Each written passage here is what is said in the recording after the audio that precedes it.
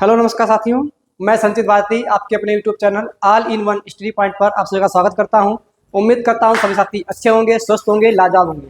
साथियों, इस समय हमारा प्रैक्टिस सेशन चल रहा है group D, NTPC, SSC GD, RPF जैसे एग्जामों के लिए, और जो कि हम आपके लिए बहुत ही बेहतरीन क्वेश्चन ढूंढ कर लाते हैं। तो साथियों, आज हमारा डे 5 है और उसी को हम आगे लेकर चलेंगे। ठीक है, चलते हैं आज के पहले क्वेश्चन की ओर। साथियों, ये हमारा आज का पहला क्वेश्चन है। क्वेश्चन नंबर 1 है, दिल्ली की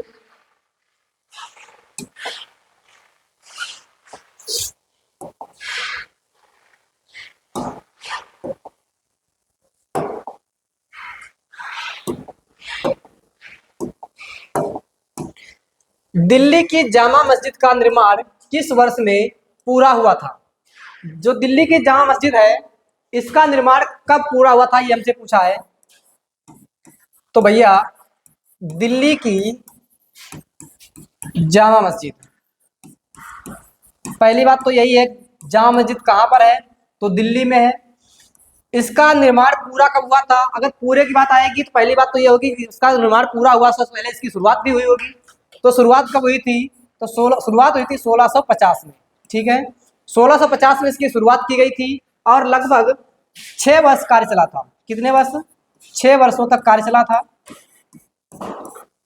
6 वर्षों तक कार्य चला और उसके बाद में 1656 में क्या हुआ? ये भैया आपकी बनकर तैयार हुई थी, जिसका क्या कह सकते हैं, पुल हुआ था। ठीक है, निर्माण किसने कराया था? तो निर्माण इसका शाहजहां ने करवाया था। शाहजहां ने इसका निर्माण कराया था। ठीक है, शाहजहां ने और भी कुछ चीजें बनाई थी, जैसे आपके क्या जाएगा, आगरा का ताजमहल,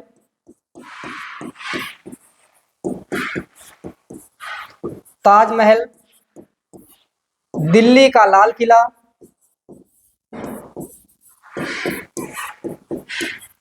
लाल किला और मोती मस्जिद। ठीक है, मोती मस्जिद, ये सब किसने बनाए थे? तो ये सब आपके शाहजहां ने बनाए थे। तो इसका ऑप्शन नंबर जो डी है 1656, ये बिल्कुल सही होगा। आगे बढ़ते हैं अगले क्वेश्चन की ओर। क्वेश्चन नंबर 2 है, फतेहपुर सीकरी स्थित बुलंद दरवाजा अकबर द्वारा डॉट डॉट अपनी विजय के प्रतीक के रूप में बनवाया गया था। किसके ऊपर इसने विजय की थी, जिसके माध्यम से इसने क्या किया था? बुलंद दरवाजे का निर्माण किया था। तो पहली बात भैया, बुलंद दरवाजा आपका कहाँ है? बुलंद दरवाजा तो ये आपका है फतेहपुर सीकरी में। ठीक है, फतेहपुर सीकरी में आपका बुलंद दरवाजा है। किसने निर्माण कराया था इसका? तो जो बुलंद दरवाजा था, इसका निर्माण किसने कराया था? अकबर ने आपका। ठीक है, अकबर ने इसका निर्माण कराया था। और कब कराया था? तो जब इसने गुजरात विजय हासिल की थी, उसके बाद में से इसका निर्माण कराया था। ठीक है, किसके बाद में? तो गुजरात विजय के बाद में, गुजरात विजय की याद में कह सकते हैं, इसने इसको बनवाया था। ठीक है, किसको? बुलंद दरवाजा का। तो इसमें ऑप्शन नंबर जो बी दिया हुआ है, गुजरात, ये बिल्कुल सही होगा। अगर और बात की जाए अकबर की, तो अकबर ने और क्या बनाया था? जैसे आप, इसने बनाया था इबादत खाना, इबादत खाना। ठीक है, इबादत खाना। उसके बाद बात की जाए, इसने क्या बनाया था? तो जोधाबाई का महल, जोधाबाई का महल। इसी ने मीना बाजार लगवाई थी, मीना बाजार, जो कि आगरा में लगती थी। कहाँ लगती थी? आगरा में। आगरा में इसने मीना बाजार के लिए लगवाया था भैया। ठीक है, तो ऑप्शन नंबर जो बी है हमारा बिल्कुल सही होगा। ठीक है, आगे बढ़ते हैं अगले क्वेश्चन की ओर। क्वेश्चन नंबर 3 है, चींटी के डंक में कौन सा अम्ल पाया जाता है? चींटी के जो डंक है, उसमें कौन सा अम्ल पाया जाएगा? लैक्टिक अम्ल पाया जाएगा, मेथेनोइक अम्ल पाया जाएगा, एसिटिक अम्ल या फिर टार्टरिक अम्ल? तो कौन सा है जो चींटी के अम्ल में पाया जाता है? ठीक है भैया, टार्टरिक अम्ल की अगर बात की जाए तो ये इमली में पाया जाता है। किसमें मिलेगा? इमली में। ठीक है, एसिटिक अम्ल की बात की जाए तो ये सिरका में पाया जाता है, सिरका।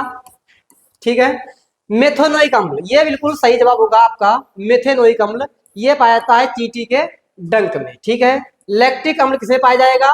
तो दही कह सकते हैं या फिर आप आप दही मानिए बिल्कुल सही, क्योंकि ये आपका लैक्टिक अम्ल किसमें मिलेगा, आपका दूध में मिलता है, क्योंकि खट्टे पदार्थों में आपका लैक्टिक अम्ल किसमें मिलेगा, ठीक है, जो आपका दूध होता है खट्टा होता है, इसमें आपका दही तो इसे मिलेगा, ठीक है भैया। तो लैक्टिक अम्ल किसमें मिलेगा, तो आपका दही में। मेथेनोइक अम्ल इसका बिल्कुल सही होगा, जो कि किसमें मिलेगा, चींटी के डंक में, चींटी के डंक में मिलेगा, ठीक है। और एसिटिक अम्ल आपका सिरका में, और टार्ट्रिक अम्ल आपका किसमें मिलेगा, तो इमली में। तो आगे बढ़ते हैं अगले क्वेश्चन की ओर।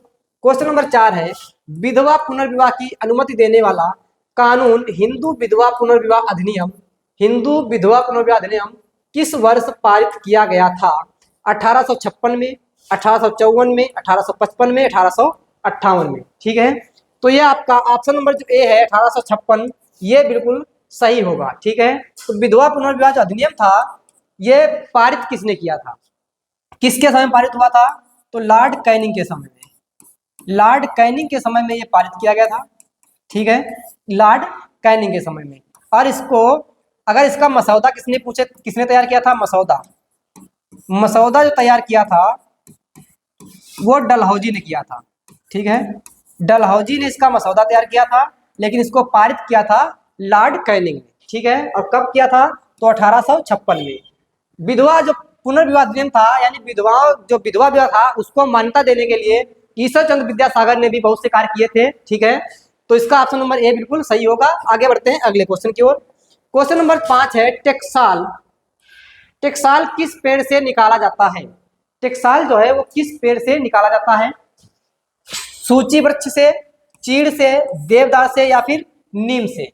टेक्साल की बात की जाए तो ये भैया एक कैंसर रोधी दवा होती है, कैंसर रोधी दवा, ठीक है। कैंसर रोधी दवा कौन सी आपकी, टेक्साल है। तो ये किससे मिलेगा, ऑप्शन नंबर जो ए है सूची वृक्ष, ठीक है। कौन सा, सूची वृक्ष, या फिर इसको इंग्लिश में कह सकते हैं येव, ठीक है, चाहे येव कहिए या फिर सूची वृक्ष कहिए, सूची वृक्ष से मिलता है आपका टेक्साल। और ये आपको कहाँ मिलेंगे अधिकतम, तो ये आपका उत्तरी गोलार्ध, उत्तरी गोलार्ध के पहाड़ी क्षेत्रों में, उत्तरी गोलार्ध के पहाड़ी क्षेत्रों में मिलेंगे, ठीक है। इसका ऑप्शन नंबर ए हमारा बिल्कुल सही होगा। आगे बढ़ते हैं अगले क्वेश्चन की ओर। क्वेश्चन नंबर 6 है, यूनिसेफ का मुख्यालय कहाँ स्थित है? यूनिसेफ का मुख्यालय कहाँ स्थित है? वाशिंगटन डीसी में, पेरिस में, ज्यूरिख में, या फिर न्यूयॉर्क में? अब बात करें यूनिसेफ की, ठीक है भैया। यूनिसेफ क्या था, तो यूनिसेफ की अगर बात की जाए तो ये विकासशील देशों का एक संगठन था, जिसके माध्यम से क्या करता था यूनिसेफ, ये विकासशील देशों की महिलाएं और जो वहां के बच्चे थे उन लोगों को सहायता या आवश्यकता पड़ने पर सहायता देता था, कौन, यूनिसेफ, ठीक है। क्या कह सकते हैं, United Nations, Nations Children's Fund, ये इसकी फुल फॉर्म हो जाएगी यूनिसेफ की, ठीक है। तो यूनिसेफ जो था वो विकासशील देशों की बच्चों और वहां की महिलाओं को आवश्यकता पड़ने पर सहायता प्रदान करता था, ये यूनिसेफ का कार्य था, ठीक है। और इसका जो मुख्यालय है ऑप्शन नंबर डी, ये न्यूयॉर्क में हो जाएगा, न्यूयॉर्क यूएसए में आपका पड़ता है भैया, ठीक है, न्यूयॉर्क यूएसए में, ठीक है। यूनिसेफ की बात की जाए, अगर स्थापना इसकी कब की गई थी, स्थापना की अगर बात करें हम, तो इसकी स्थापना संयुक्त राष्ट्र महासभा के द्वारा की गई थी। किसके द्वारा, संयुक्त राष्ट्र महासभा के द्वारा इसकी स्थापना की गई थी 11 दिसंबर 1946 को, ठीक है। 11 दिसंबर 1946 को यूनिसेफ की स्थापना की गई थी संयुक्त राष्ट्र महासभा के द्वारा, और इसका मुख्यालय ऑप्शन नंबर डी, न्यूयॉर्क बिल्कुल सही है। आगे बढ़ते हैं अगले क्वेश्चन की ओर। क्वेश्चन नंबर 7 है, भारत में श्वेत क्रांति का जनक किसे कहते हैं? भारत में श्वेत क्रांति जो है वो किसके लिए लाई गई थी, तो श्वेत क्रांति जो आपकी लाई गई थी, श्वेत क्रांति, श्वेत क्रांति आपकी लाई गई थी दुग्ध उत्पादन के लिए, ठीक है, दुग्ध उत्पादन में बढ़ोतरी के लिए इसके लिए इसको लाया गया था श्वेत क्रांति को। और अगर बात की जाए, इसमें ऑप्शन दिया हुआ है M S Swaminathan, doctor Verghese Kurien, Indira Gandhi, Medha Patkar. तो एम एस स्वामीनाथन की अगर बात की जाए तो ये हरित क्रांति के जनक थे, हरित क्रांति के जनक, ठीक है, कौन है? एम.एस. स्वामीनाथन, ठीक है। अगर बात करें डॉक्टर वर्गीस कुरियन की, तो इसका ऑप्शन नंबर बी जो है बिल्कुल सही होगा, डॉक्टर वर्गीस कुरियन, जो कि श्वेत क्रांति के जनक माने जाते हैं। जो मेधा पाटेकर हैं, ये नर्मदा बचाओ अभियान में शामिल थी, नर्मदा बचाओ अभियान, ठीक है, उसमें ये शामिल थी, ठीक है भैया।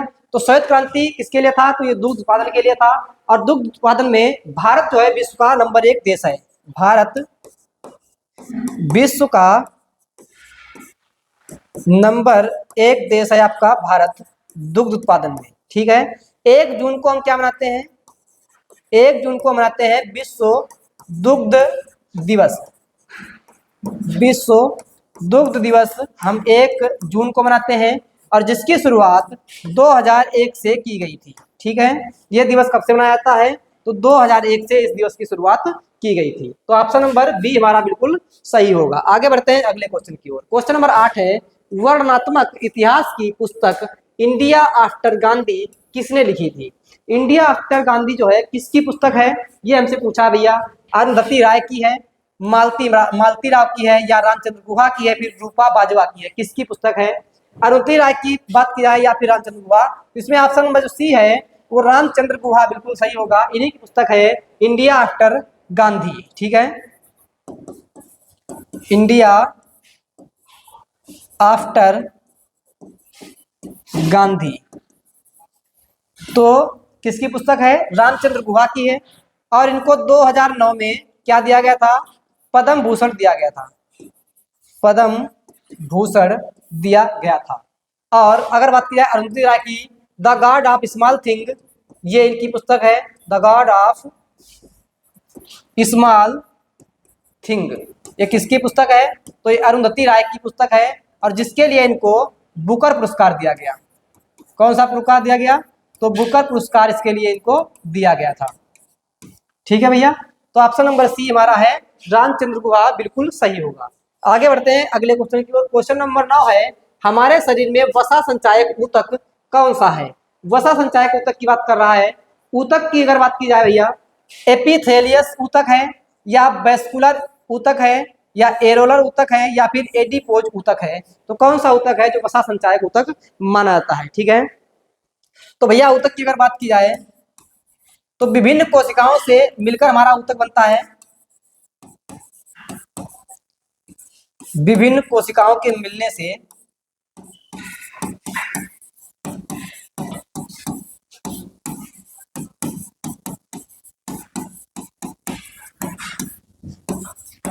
ऊतक बनता है, ठीक है। और वसा संचायक ऊतक हमारे 2 प्रकार के होते हैं। वसा संचायक जो ऊतक होते हैं वो 2 प्रकार के होते हैं। वसा संचायक ऊतक 2 प्रकार के होते हैं आपके, ठीक है। कौन कौन से होते हैं? एक होता है आपका एडिपोज, एडिपोज, और एक होता है आपका एरियोलर, एरियोलर, ठीक है। 2 आपके वसा संचायक ऊतक होते हैं, जिनमें से आपका एडिपोज दिया हुआ है, और हमसे पूछा है कि वसा संचायक ऊतक कौन सा है, तो इनमें से आपका एडिपोज दिया हुआ है। ऑप्शन नंबर डी में यही हमारा बिल्कुल सही होगा, क्योंकि आपके 2 होते हैं, एक एरियोलर और एक एडिपोज, जिनमें से एडिपोज आपका दिया हुआ है। ऑप्शन में यही हमारा बिल्कुल सही होगा। आगे बढ़ते हैं अगले क्वेश्चन की ओर। क्वेश्चन नंबर 10 है, भारत में प्रोजेक्ट टाइगर किस वर्ष शुरू किया गया था? 1970 में, 1973 में, 1980 में, 1975 में? तो प्रोजेक्ट टाइगर की शुरुआत क्यों की गई थी? तो भैया हमारा जो राष्ट्रीय बाघ, हमारी राष्ट्रीय जो पशु बाघ है, उसके जैसे बाघों को सुरक्षित रखने के लिए क्या किया गया, एक यानी जो बाघों की संख्या कम हो रही थी, इसीलिए प्रोजेक्ट टाइगर चलाया गया, जिसके माध्यम से क्या किया गया, जो बाघों को बचाने की कोशिश की गई, ठीक है। और इसकी जो शुरुआत सबसे पहले की गई थी वो कहाँ से की गई थी? तो अप्रैल 1973 में इसकी शुरुआत की गई थी जिम कॉर्बेट नेशनल पार्क से, जिम कॉर्बेट नेशनल पार्क से, ठीक है, नेशनल पार्क से इसकी शुरुआत की गई थी, जो कि कहाँ है? ये आपका उत्तराखंड में है। इसी को हैनी नेशनल पार्क भी कहते थे भैया। तो यहाँ से इसकी शुरुआत की गई प्रोजेक्ट टाइगर की, और प्रोजेक्ट टाइगर ऑप्शन नंबर जो बी दिया हुआ है 1973 में आया था आपका, ठीक है, प्रोजेक्ट टाइगर कब आया था आपका? प्रोजेक्ट टाइगर 1973 में आपका आया था। ठीक है, किसके लिए आया था? ये आपके जो बाघों को सुरक्षित करने के लिए, उनको संरक्षित रखने के लिए आया था। प्रोजेक्ट एलिफेंट कब आया था आपका? प्रोजेक्ट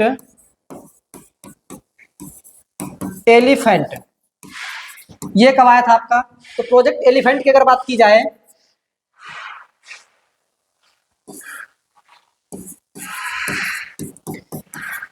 ये आपका 1992 में आया था। ठीक है, प्रोजेक्ट एलिफेंट कब आया था? तो 1992 में। और प्रोजेक्ट टाइगर कब आया था? तो 1973 में आया था। ठीक है भैया, इसका ऑप्शन नंबर बी हमारा बिल्कुल सही होगा। आगे बढ़ते हैं अगले क्वेश्चन की ओर। क्वेश्चन नंबर 11 है, संसद द्वारा निःशुल्क और अनिवार्य शिक्षा का अधिकार अधिनियम किस वर्ष में पारित किया गया था? ठीक है, तो अगर बात की जाए निःशुल्क और अनिवार्य शिक्षा, तो ये भैया किसको दी जाती है? तो 6 से 14 वर्ष के बच्चों को दिया जाता है। 6 से 14 वर्ष के बच्चों को। ठीक है, 6 से 14 वर्ष के जो बच्चे थे उनको अनिवार्य और निःशुल्क शिक्षा दी जाती है। ये आपकी किस में आती है? तो आर्टिकल 21 का में आपकी क्या दी गई है? शिक्षा के बारे में बताया गया है। ठीक है, ठीक है, किसमें बताया गया है? अनुच्छेद 21 का में बताया गया है।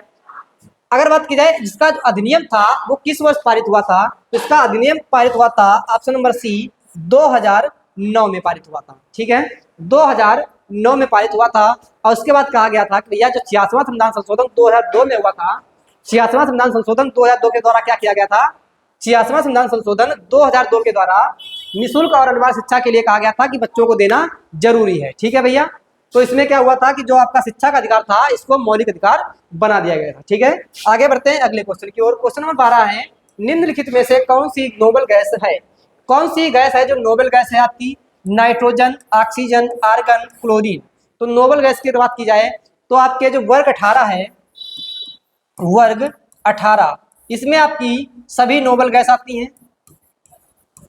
नोबेल या अक्रिय गैस इनको कह सकते हैं। ठीक है, ये आपकी किस में आएंगी? तो वर्ग 18 में आपकी है। ठीक है, जैसे कि आपकी कौन सी हो जाएंगी? Argon, krypton, जेनान, radon. ठीक है, ऐसी कुछ आपकी जो गैसी हैं जो क्या आ जाएंगी? ये आपकी नोबेल गैस होती है। और इसमें से ऑप्शन में आपका दिया हुआ है ऑप्शन नंबर सी आर्गन। तो ये आपकी कैसी गैस है?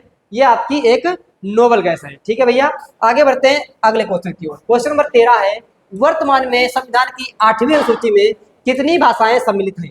संविधान की 8वीं अनुसूची में कितनी भाषाएं सम्मिलित हैं? मूल संविधान की अगर बात की जाए, मूल संविधान में, ठीक है, मूल संविधान की अगर बात करें तो मूल संविधान में 14 भाषाएं थी। कितनी भाषाएं थी? 14 भाषाएं थी। और वर्तमान में कितनी भाषाएं हो चुकी हैं? तो वर्तमान में आपकी 22 भाषाएं हो चुकी हैं। ठीक है, 22 भाषाएं हो चुकी हैं। और इनका वर्णन किसमें मिलता है? तो 8वीं अनुसूची में मिलेगा। 8वीं अनुसूची में मिलेगा।